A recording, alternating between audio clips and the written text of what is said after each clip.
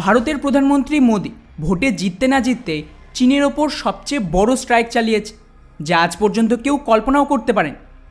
যেখানে ডিরেক্টলি চীনের সবচেয়ে দুর্বল জায়গা মানে তাইওয়ানের ওপরেই বড় অ্যাকশন নেওয়া হয়েছে। ফলে স্বাভাবিকভাবেই চীনের কমিউনিস্ট পার্টি থেকে শুরু করে ওদের মিডিয়া, সরকার প্রত্যেকেই কিন্তু ভারতের বিরুদ্ধে, স্পেশালি প্রধানমন্ত্রী মোদির ওপর এতটাই চটে রয়েছে যে অফিসিয়ালি ভারতের বিরুদ্ধে প্রোটেস্ট শুরু করে দিয়েছে। ইন্টারেস্টিং বিষয় হলো ভারতের তরফ থেকে লিটারালি চীনকে একটা ডিরেক্ট মেসেজ পাঠিয়ে দিয়েছে যে যদি ওরা ভারত আর পিওকের মাঝে আসে তাহলে কিন্তু চীনের কপালে কষ্ট আছে। কীরকম? তো গত 4ই জুন প্রধানমন্ত্রী মোদির এনডিএ সংগঠন ভোট জেতার পরে এটা তো পুরোপুরি কনফার্ম হয়ে যায় যে নরেন্দ্র মোদি তৃতীয়বারের মতো ভারতের ক্ষমতায় আসতে চলেছে, যা গত বহু দশকে ঘটেনি। আর স্বাভাবিকভাবেই এরপরেই আমেরিকা থেকে শুরু করে ইউরোপ হোক বা এশিয়া, গোটা বিশ্ব থেকে প্রধানমন্ত্রীকে অভিনন্দন জানায়। মুশকিল শুরু হয় যখন এরই মাঝে তাইওয়ানের নতুন প্রেসিডেন্ট লাই চিং-তে প্রধানমন্ত্রী মোদির জন্য টুইট করে না কেবল কংগ্রাচুলেট করে, বরং তার সাথেই ভারত তাইওয়ান পার্টনারশিপেরও কথা বলে।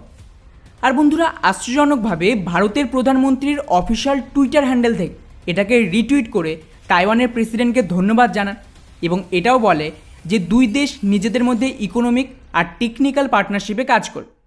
ব্যাস, এটাই ছিল সবচেয়ে বড় স্ট্রাইক চীনের বিরুদ্ধে। কেননা আজ পর্যন্ত যতজন ভারতের প্রধানমন্ত্রী হয়েছেন তার মধ্যে কেউ না তাইওয়ানকে রিকগনাইজ করেছে আর না তাইওয়ানের সাথে অফিসিয়ালি এই ধরনের রিলেশন বিল্ড করার চেষ্টা করেছে। এই প্রথম কোনো ভারতীয় প্রধানমন্ত্রী তাইওয়ানের সাথে অফিসিয়ালি ইকোনমিক আর টেকনোলজিক্যাল পার্টনারশিপের কথা বলছে। অর্থাৎ ক্লিয়ারলি এটা কিন্তু প্রধানমন্ত্রীর তরফ থেকে একটা ইন্ডিকেশন যে ভারত ওয়ান চায়না পলিসিকে মানবে না। ব্যাস, এতেই চীন চটে রয়েছে। চীনের মিডিয়া এবং ওদের বিদেশ মন্ত্রণালয়ের স্পোক পার্সনের তরফ থেকে অফিসিয়ালি এর বিরোধিতা করেছে যে তাইওয়ান নামের কোনো দেশ নেই, এটা চীনের অংশ আর ভারত এইভাবে ওয়ান চায়না পলিসিকে ইগনোর করতে পারে না। অর্থাৎ একদম সঠিক জায়গায় হিট করেছে ভারত। এবার এখানে প্রশ্ন দাঁড়াচ্ছে যে তাহলে কি সত্যি ভারত প্রথম এমন বড় দেশ হবে যারা তাইওয়ানকে রিকগনাইজ করবে? তো বন্ধুরা, আমার ধারণা যে এমন কিছুই হবে না। এই সব কিছু কেবলমাত্র পিওকে নেওয়ার একটা প্রাথমিক ধাপ। আপনাদের কিন্তু আমি অলরেডি ভিডিও বানিয়ে আপডেট দিয়েছিলাম যে ভারতের ইলেকশন শেষ হলেই পিওকের ওপর হামলার কাজ শুরু করে দেবে। আর এখানে সবচেয়ে গুরুত্বপূর্ণ বিষয় হলো যে চীন যেন কোনোভাবে ভারত আর পাকিস্তানের মাঝে হস্তক্ষেপ না করে। এই কারণেই ভারত আর চীনের মধ্যে একটা আনঅফিশিয়াল আন্ডারস্ট্যান্ডিং হবে, যেখানে ভারত পিওকেতে হামলার দরুন চীন চুপ থাকবে, তার বদলে চীন যখন তাইওয়ানে হামলা করবে সেই সময়ে ভারত চুপ থাকবে। এখন ডেফিনেটলি চীন তো চাইবে না যে ভারত পিওকে ফেরত আনো, কারণ এমনটা হলে কিন্তু চীনের এই যে সিপেক সেটা তো সম্পূর্ণ বন্ধ হয়ে যাবে। কিন্তু ওরা আবার ভারতকে থামাতেও পারবেন।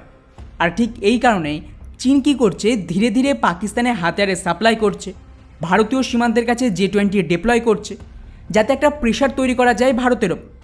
আর এর কাউন্টারেই প্রধানমন্ত্রী একটা ছোট্ট ঝটকা দিল তাইওয়ানকে, যেখানে চীনের জন্য এটা একটা মেসেজ ছিল যে যত তাড়াতাড়ি সম্ভব চীনের সেনা নিজেদেরকে গুটিয়ে ফেলুক পিওকে থেকে।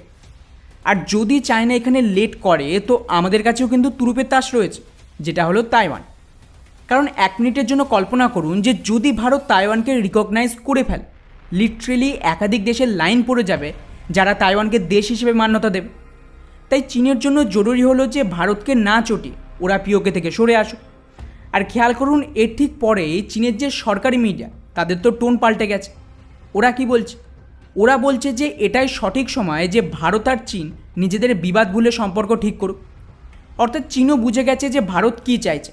স্পেশালি বিজেপির যা টার্গেট দিয়েছিল ভোটে, সেটা কিন্তু ওরা পায়নি। তো এবারে ওদের কাছে আর কোনো রাস্তা নেই পিওকে ফেরানো ছাড়া। আর যদি পিওকে চলে আসে তাহলে ধরে নিন যে এটা গ্যারান্টি যে পরবর্তী ইলেকশানে ওরা এটাকেই ব্যবহার করবে 400 পার করার জন্য। তো বন্ধুরা, ওভারঅল খেলা খুবই ইন্টারেস্টিং হয়ে গেছে। এখন দেখা যাক যে আগামী 1 বছরে সত্যিই ভারত সরকার পিওকে ফেরত আনতে পারে কিনা। বাকি পুরো বিষয়টিকে নিয়ে আপনাদের কী মনে হয় নিচে অবশ্যই কমেন্ট করে নিজেদের মতামত জানাবেন। জয় হিন্দ।